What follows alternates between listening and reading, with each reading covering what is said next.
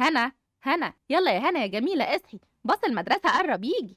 يلا بدل ما الباص يسيبك ويمشي. لا انا صحيت اهو يا ماما. باص ايه اللي يسيبني ويمشي؟ ده انا بحب اروح المدرسه، وحشوني قوي اصحابي من امبارح. وميس هند هتيجي النهارده. سبحان الله، أول مرة أشوف بنوتة كده بتحب تروحي المدرسة بالطريقة بتاعتك الغريبة دي. ده مفيش حد بيحب يروح المدرسة، كل الولاد والبنات بيصحوا معيطين عشان ما لحقوش يناموا. ربنا يهديكي دايما يا حبيبتي وتقومي من النوم فرحانة كده على طول. وبصراحة بقى دي حاجة كويسة، أنا مبسوطة منك قوي. يلا يا ماما بسرعه، باص المدرسه. يا حبيبتي خلاص السندوتشات جاهزة أهي، حطيهم بقى في الشنطة. ما تنسيش بقى يا ماما تعملي لي صينيه المكرونه بالبشاميل اللي بحبها. حاضر من عيوني يا حبيبة ماما. يلا مع السلامة.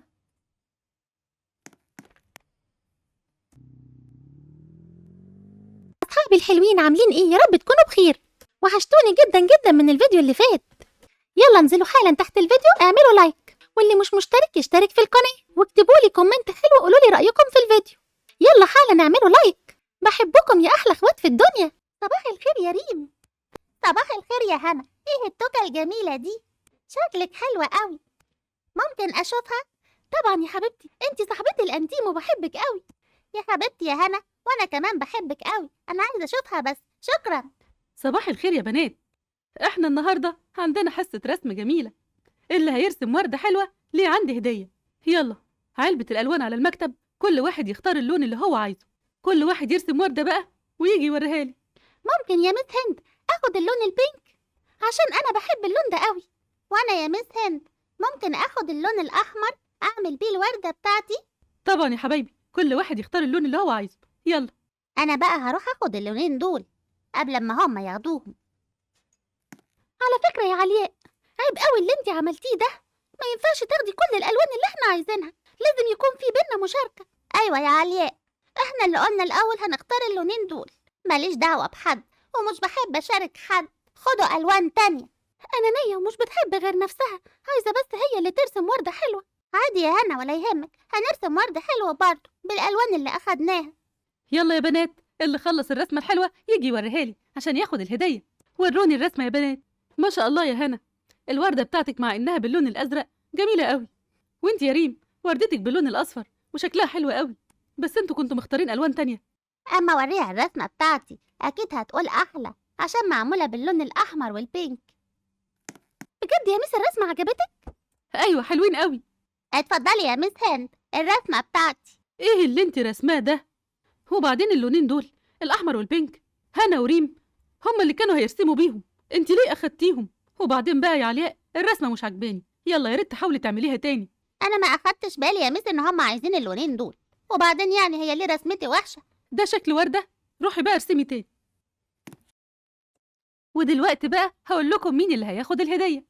يا ترى يا مس هند مين اللي هياخد الهدية بتاعت الرسمة؟ وهختار 2 رسمهم حلو هما اللي هياخدوا الهدية. أحلى وردتين اترسموا النهاردة هما ريم وهنا، الكل يسقف لهم يلا. شكرا يا مس هند، بس يا ترى الهديتين هيبقوا ايه؟ علبة ألوان جميلة ومميزة، مبروك عليكم انتوا الاتنين. يا ماما يا ماما انت فين؟ أهلا أهلا هنا حبيبتي. النهارده يا ماما انا اخدت هدية من مس هند عشان رسمت وردة جميلة باللون الازرق، وادتني بقى هدية علبة الوان مميزة وجميلة. وكمان ريم صاحبتي اخدت علبة الوان. مبروك عليكم انتوا الاتنين يا حبيبتي. اما بقى علياء اللي معايا في الفصل يا ماما، انا زعلت منها قوي النهارده، كان موقف وحش جدا. اخترت اللون البينك عشان ارسم بيه، وهي راحت الاول واخدته بسرعه عشان ما ارسمش بيه يا ماما، ورسمت باللون الازرق عشان كده. بس الميس هند قالت لها رسمتك وحشه. ما تزعليش يا حبيبتي، هي أخدت اللون البينك وبرضه ما عرفتش ترسم عشان هي كانت غلطانة. المهم بقى إن ريم هي صاحبتك. ايوه يا ماما، ريم صاحبتي الانتيم وبحبها جدا، وانا مبسوطه عشان هي كمان اخدت علبه الوان هديه. قولي لي بقى يا ماما، عملتي لي المكرونه بالبشاميل؟ طبعا يا هنا، يلا غيري لبسك بقى عشان نتغدى. يا خبر، هي الساعة بقت كام؟ أنا هتأخر على المدرسة. دي ماما باين كده راحت عليها نومة. ماما يا ماما اصحي. ايه يا هنا في ايه يا حبيبتي؟ احنا اتأخرنا على المدرسة يا ماما، انت راحت عليكي نومة. ايوه يا هنا صحيح، خلاص بقى يا حبيبتي بلاش تروحي المدرسة النهاردة. لا يا ماما أنا عايزة أروح. هتروحي ازاي بقى؟ الباص بتاع المدرسة خلاص مشي. ليه بس كده يا ماما تروح عليكي نومة؟ ما تزعليش نفسك، انا النهارده هاخدك معايا وانا رايحة عند خالتك. أنا زعلانة قوي يا ماما إني مش هروح المدرسه النهارده والباص مشي. يا حبيبتي قلت لك ما تزعليش بقى، يلا سيبيني انام شويه، روحي انت كمان نامي. مش عايزه انام. يلا يا هنا البسي عشان نروح عند خالته. حاضر يا ماما. ازيك يا داليا؟ ازيك يا خالته؟ اهلا اهلا يا هنا يا حبيبه خالته، اتفضلوا يا حبايبي ادخلوا. هي ميار فين يا خالته؟ ميار فوق في اوضتها يا حبيبتي، اطلعي العبي معاها، وانا وماما بقى هنقعد هنا. ماشي يا خالته.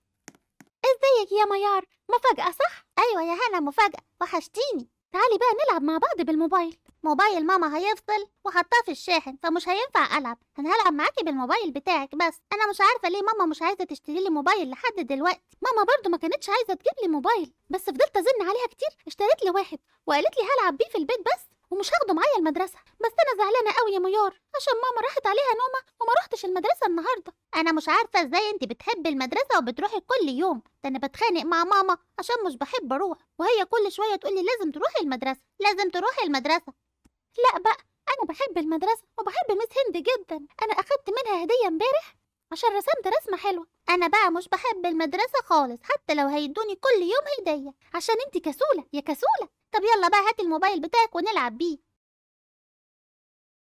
صباح الخير يا ريم. صباح الخير يا هنا. انا زعلانه عشان انت ما جيتيش المدرسه امبارح وكنت قاعده لوحدي وزهقانه. معلش يا ريم، غصب عني. ماما راحت عليها نومه وما صحتنيش وانا صحيت متاخر والباص كان مشي خلاص. ده انا كنت زعلانه وقاعده لوحدي من غيرك، وعلياء الرخمه فضلت تتريق على شعري وانا كنت بعيط وزعلانه. وتتريق على شعرك ليه؟ ما انت شعرك حلو ومتسرح وجميل اهو. هي اصلا رخمه، بس انا هروح بقى اتصرف معاها واعرفها ازاي تتريق عليكي وتتكلم عليكي. ايه اللي انت عملتيه ده يا علياء؟ انت ازاي تتريقي على شعر ريم كده؟ عادي يعني، شعرها مش نضيف وما كانش عاجبني. لو سمحتي بقى يا علياء ما تزعليش ريم صاحبتي تاني. على فكره بقى، انا مش عارفه انت بتحبي ريم على ايه. هي اصلا بنت مش كويسه ومش بتحبك، وانا بقولك الحقيقه. ريم دي صاحبتي الانتيم وانا بحبها، وما تحاوليش بقى توقعي بيني وبينها عشان مش هتعرفي. يلا يا بنات يا حلوين، عندنا دلوقتي تطعيم. تطعيم ايه؟ انا بخاف من الحقن قوي. وانا كمان. مالكوا يا بنات زعلانين ليه كده؟ انا خايفه من التطعيم قوي يا مس هند. والله عندكوا حق، الكبير والصغير بيخاف من الحقن، بس هنعمل ايه؟ دي حاجه مهمه. خلاص يا مس هند، انا مش هخاف من الحقن، بس تعالوا معايا. حاضر يا هنا. عايزه اقول لك يا ماما اللي حصل في المدرسه النهارده. احنا اخدنا تطعيم، اخدنا حقنه في كتفنا. معقول هو ما خفتيش النهارده؟ ده انت بتخافي من الحقن جدا. ما هو انا كنت مرعوبه يا ماما وهعيط، بس مس هند بقى اقنعتني وجت معايا وانا باخد الحقنه وما خفتش. انا بحب الميس هند بقى عشان هي اللي مخلياكي تحبي المدرسه وتحبي الواجبات بتاعتك، وكمان خلتك ما تخافيش من الحقنه. ميس هند دي مدرسه جميله. ايوه يا ماما انا بحبها قوي.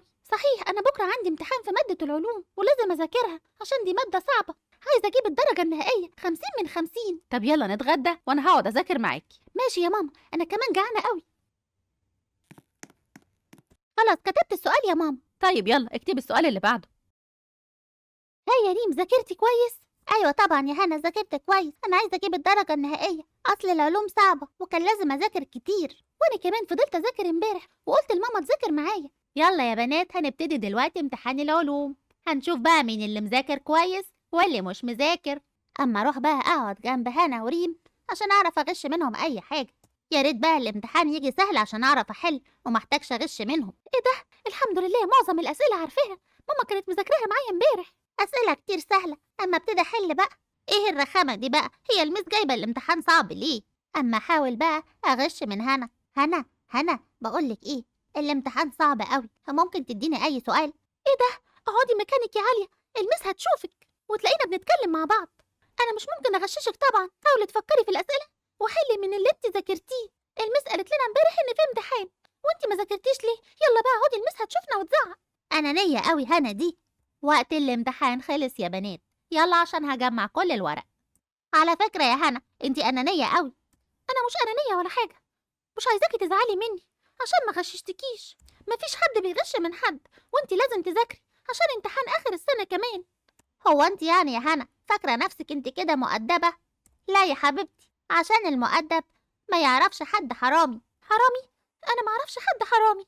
لا، ريم صاحبتك اللي انت بتحبيها وبتقولي عليها ان هي الانتيم بتاعتك حراميه، والمدرسه كلها عارفه كده ان ريم حراميه وبتسرق. انت ازاي يا هنا لحد دلوقتي مش عارفه وما سمعتيش حاجه؟ ريم؟ مستحيل طبعا، انت كده وحشه جدا. ريم عمرها ما تكون حرامية، وعمرها ما سرقت من حد حاجة. انتي عشان بتغيري منها ومش بتحبيها. احنا اصلا اصحاب قوي، واعرف ريم كويس. انتي قلتي عليها كده عشان مش عايزاني اتكلم معاها تاني. لا يا هنا، انتي مخدوعة، هي دي الحقيقة. خلاص يا علياء، انا مش هتكلم معاكي تاني.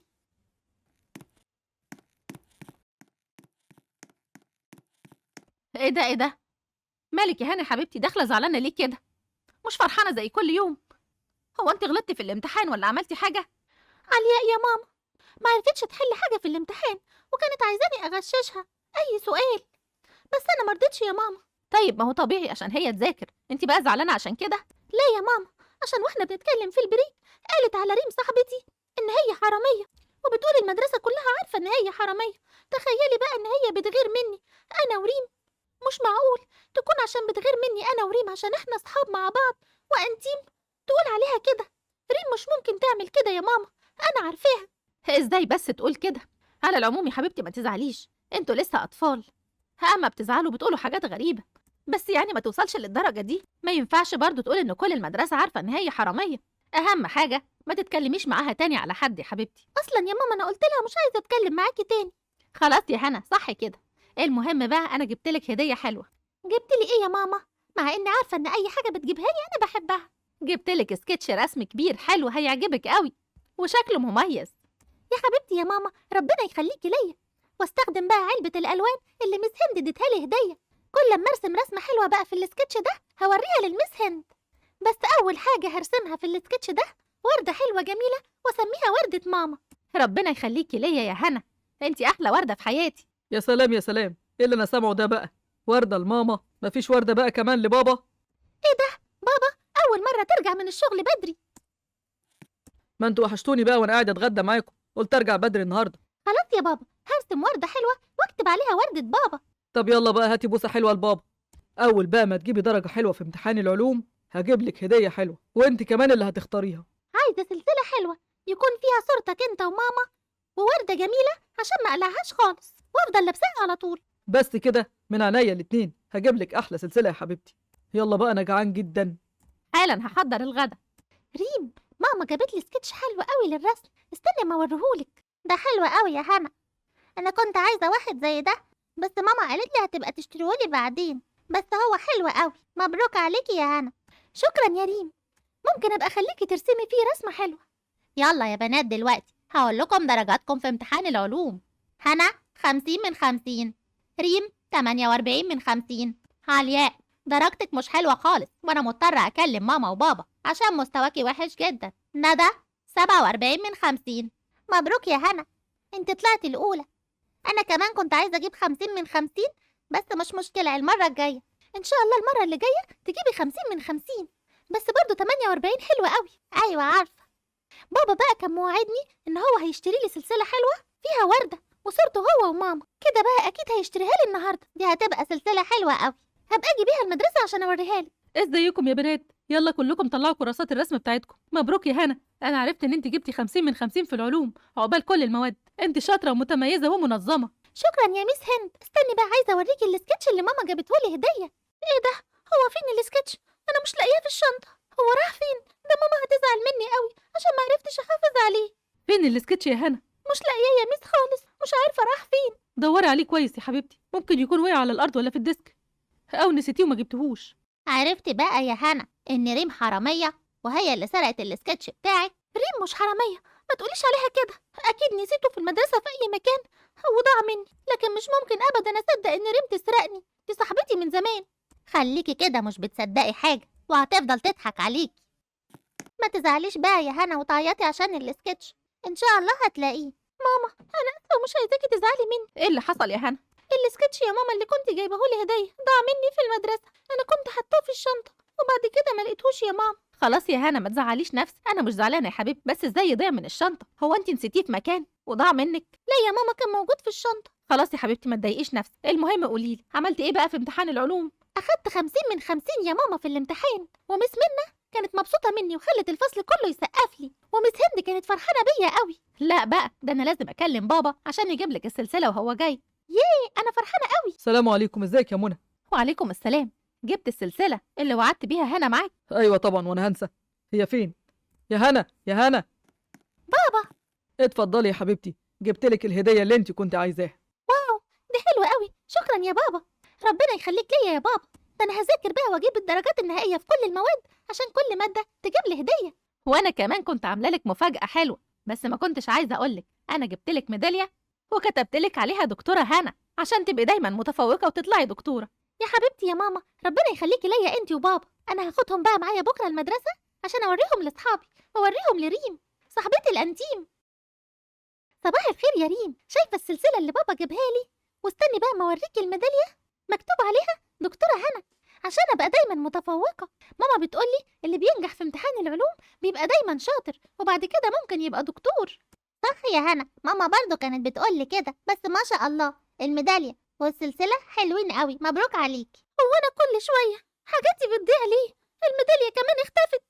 اختفت ازاي؟ مش انتي كنت شايلاها في الشنطة؟ ايوه، بس مش لاقيها خالص. هنا تعالي، عايزة اقولك حاجة. انتي لسه برضو مكذباني ومش مصدقة ان ريم بتسرق. طيب انا هثبتلك ان هي حرامية.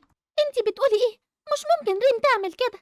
طيب هي دلوقتي في الحمام، روحي بقى افتحي شنطتها قبل ما ترجع، وانتي هتلاقي فيها السكتش بتاعك وهتلاقي الميدالية وهتلاقي حاجات تانية مسروقة من الفصل. ماشي يا علياء، انا هروح بس عشان اثبتلك ان انتي بتقولي اي كلام وكذابة. طب يلا روحي بسرعة. بقى كده يا ريم، انت اللي اخدت السكتش بتاعي واخدت الميدالية وبتضحكي عليا وعاملة صاحبتي. ريم، ايه اللي انا لقيته في شنطتك ده؟ هنا اسمعيني يا هنا وبلاش تحكمي عليا ارجوك يا هنا، انت صاحبتي اللي بحبك. انا مش عايزة اسمع منك حاجة، انا اتصدمت فيكي بجد. انت اللي بتسرقي، يا ريت ما تتكلميش معايا تاني. ارجوك اسمعيني يا هنا. عايزة تقولي ايه؟ قلتلك انا اتصدمت فيكي خلاص، ما بقاش ليا صاحبة انتيم ولا حاجة. انا هقولك يا هنا، ده مرض عندي، انا مش عارفة اتعالج منه خالص ولا عارفة اغيره. انا مش بعرف اقعد من غير ما اسرق اي حاجة، وممكن ابقى مش محتاجاها بس مش عارفة ايه اللي بيخليني اسرق. بحب السرقة قوي ودي حاجة وحشة. انا ماليش صاحبة غيرك يا هنا، ارجوكي بلاش تبعدي عني. كل المدرسة بعدت عني، انا زعلانة قوي. ارجوكي يا هنا ما تزعليش مني، علياء قالت لي كده والمدرسة كلها عارفة وانا اللي مش عارفة حاجة. انا مصدومة قوي. ارجوكي يا هنا، انت الوحيدة اللي صاحبتي، يا ريت ما تكلمينيش تاني، انا مش عايزة اعرفك. يا ترى راجعه زعلانه ليه النهارده؟ كل يوم ترجعي زعلانه، ايه اللي حصل؟ ريم يا ماما، ريم صاحبتي هي اللي طلعت حرامية وبتسرق كل حاجة معايا. انا زعلانة منها قوي، هي اللي سرقت الميدالية بتاعتي والسكتش يا ماما. علياء قالت لي كده وانا ما كنتش مصدقاها. جايز يا حبيبتي مظلومه وصاحبتك دي بتكذب عليكي. لا يا ماما، انا فتحت الشنطة بتاعتها وشفت السكتش يا ماما والميدالية وفي حاجات تانية كمان. وعارفة كمان يا ماما عايزاني اسامحها وبتقول ان هي مريضة، مرض بيخليها تسرق. انا زعلانة منها قوي ومش عايزة اكلمها ومش عايزة اشوفها تاني. معقول ريم تعمل كده؟ ازاي بس هقولك يا حبيبتي، اللي هيفيدنا في الموضوع ده بابا. انت عارفه طبعا ان هو دكتور نفساني، هو اكيد عنده فكره عن الحاجات دي والامراض اللي بتبقى زي كده. وبعدين غلط ان انت تفتحي شنطتها من غير ما تستأذنيها، كان ممكن تتأكدي بطريقه تانية، تستأذنيها ان انت تفتحي شنطتها او تبلغي الميس وهي ممكن تتكلم معاها بهدوء. وعلى العموم انت لازم تبعدي عنها بكل هدوء واحترام وتبلغي الميس تتكلم معاها عشان ما تعملش كده تاني، وتقولي للميس في المدرسه ممكن تتصرف معاها وتكلم مامتها، وما تعمليش زي البنات اللي كل شويه يتكلموا عليها، لان احنا مش عارفين هي مريضه بجد ولا حراميه. انا اتصدمت فيها صدمة كبيرة يا ماما، وخلاص هروح المدرسة وكأنها مش موجودة، ولا هتكلم عليها ولا هتكلم معاها. طب يلا يا حبيبتي انا هحضر الغدا. لا يا ماما، مش عايزة اكل دلوقتي. بابا اتأخر قوي في الشغل، انا عارفة ان بيبقى عنده مرضى كتير في العيادة. اما اكلمه بقى واشوفه هيرجع امتى. الو، ايوه يا بابا. اهلا يا هنا يا حبيبتي. هترجع امتى يا بابا؟ عايزاك في موضوع؟ حاضر يا حبيبتي، انا خلاص خلصت العياده بتاعتي وراجع. ماشي يا بابا، هستناك. قولي لي بقى يا هنا يا حبيبه بابا، موضوع ايه اللي انت عايزاني فيه؟ ريم صاحبتي يا بابا، هي خلاص ما بقتش صاحبتي. ليه يا حبيبتي، ايه اللي حصل؟ دي بتسرق يا بابا، سرقت السكتش بتاعي والميدالية، واما واجهتها قالت لي ان هي مريضة بمرض السرقة ومش عارفة تبطل، وانا مش قادرة اصدقها يا بابا، دي اكيد بتكذب صح؟ وانت عرفت ازاي؟ فتحت شنطتها يا بابا لقيتها سرقت الحاجات اللي كانت بتضيع مني والحاجات اللي كانت بتضيع من البنات في الفصل. طيب وما فتحت شنطتها ايه اللي كان موجود بالظبط؟ يا بابا السكتش بتاعي والميدالية، وكمان قلم بايظ وبراية مكسورة واستيكة مقطعة. البنت دي فعلا يا هنا مريضه بمرض السرقه، لان الانسان اللي بيسرق الحاجه اللي ممكن يستفيد بيها، لكن دي بتسرق استيكه مقطوعه، برايه مكسوره، قلم مكسور، والسكتش بتاعك والميداليه بتسرق اي حاجه. البنت دي فعلا مريضه. بجد يا بابا؟ يعني هي مريضة مش بتضحك عليا؟ لا، البنت دي فعلا مريضه ولازم تتعالج. لو ما اتعالجتش مش هتبطل سرقه. ماشي يا بابا، أنا كده فهمت الحكاية، هطلع أنام بقى، تصبح على خير. وانت من اهل الخير يا حبيبتي. شفتي بقى من يوم ما كشفتيها ما جاتش المدرسة خالص. لو سمحتي يا علياء، مش عايزاكي تتكلمي معايا في الموضوع ده. وما اتكلمش ليه؟ ده انت المفروض تشكريني عشان عرفتك الحقيقة. هي بقى مسكينة مش قادرة توري وشها للمدرسة خالص، وكمان مش قادرة توريكي وشها عشان كشفتيها. يوه خلاص بقى يا علياء، هي أكيد ما بقتش تيجي المدرسة عشان ما كانش ليها أصحاب غيري، وأكيد هي زعلانة من اللي حصل. أنا لازم أكلمها، دي مسكينة برضو، دي مريضة ومحتاجة علاج، لازم أكون جنبها عشان تخف من المرض ده وتبقى كويسة وما تسرقش تاني. لازم أساعدها، أنا هكلمها. ألو، ازيك يا ريم؟ هو أنت ليه بقالك أسبوع مش بتيجي المدرسة؟ احنا كان عندنا امتحانات كتير وحاجات مهمة. أنا محرجة منك أوي يا هنا، ومش قادرة أوريكي وشي. أنت كنتي صاحبتي الوحيدة وكمان خسرتك، ما بقاش ليا أصحاب، وكل اللي في المدرسة بيقولوا عليا حرامية. أنا مش هينفع أجي المدرسة تاني. ليه يا ريم؟ أنا لقيتلك حل كويس. أنت عندك مرض نفسي اللي هو السرقة، وبابايا دكتور نفساني وممكن يعالجك. صدقيني هتبقي كويسة جدا. لازم تتعالجي يا ريم. يا ريت تتكلمي مع طنط وعمو. لا أنا مش هقدر أقول لبابا وماما على أي حاجة. خلاص يا ريم، أنا هخلي بابا يتكلم معاهم ويفهمهم الحكاية، وما تخافيش ان شاء الله هتبقي كويسه. انت فعلا صاحبتي يا ريم وانا بحب. انا بس زعلت من اللي حصل ده، اتفاجئت، بس انا فهمت خلاص. انا هقف جنبك واساعدك. اوعديني بقى ان انت توافقي تتعالجي. انا هخلي بابا يكلم باباكي ومامتك النهارده عشان تروحي عنده العياده ويبتدي معاكي العلاج. شكرا يا هنا، ربنا يخليكي. يعني انت خلاص مش هتبعدي عني؟ لا خالص يا ريم، هفضل جنبك. احكي لي بقى يا حبيبتي وفهميني مشكلتك بالظبط عشان اقدر اعالجك. هل في حد كان بيعاملك معامله عنيفه في البيت؟ كانوا بيمنعوا عنك حاجه؟ لا خالص، بابا وماما بيعاملوني كويس ومش بيمنعوا عني اي حاجه. بس اوقات ماما مش بيبقى معاها فلوس تشتري لي حاجه، بتقولي استني اما يجيلي فلوس.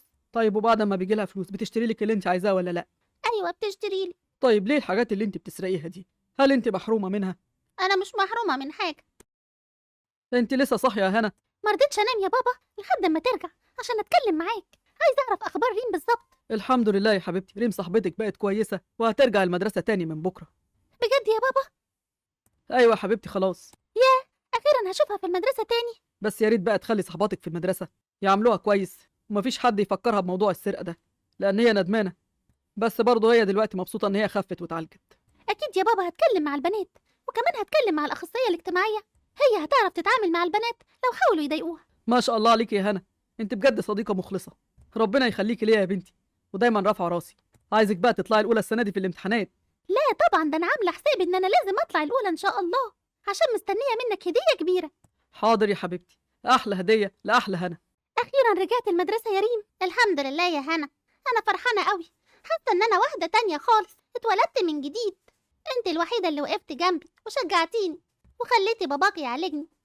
انت هتفضلي صاحبتي لاخر العمر. طبعا يا ريم، هنفضل اصحاب لحد ما نكبر وندخل الجامعه مع بعض كمان. بس اهم حاجه لازم توعديني ان انت يكون عندك اراده وما ترجعيش لموضوع السرقه ده تاني. اوعدك يا هنا. هو انت عبيطه يا هنا ولا ايه؟ انت مصدقه بقى ان هي اتعالجت وبقت كويسه؟ انت بتضحك عليك. علياء، لازم تتعلمي ما تظلميش حد. ريم فعلا اتعالجت وبقت كويسه ومش هترجع للسرقه تاني. اللي فيه طبع مش هيغيره يا حبيبتي. لا على فكره، بابا هو اللي كان بيعالجها، وهو كمان اللي قال ان هي بقت كويسه، وبكره تعرفي وتتاكدي ان هي مش هتسرق تاني. ماشي ماشي، بكره نبقى نشوف. خليكي كده مضحوك عليكي. انت حره في تفكيرك يا علياء، لكن انا خلاص مبسوطه ان ريم صاحبتي رجعت وبقت كويسه.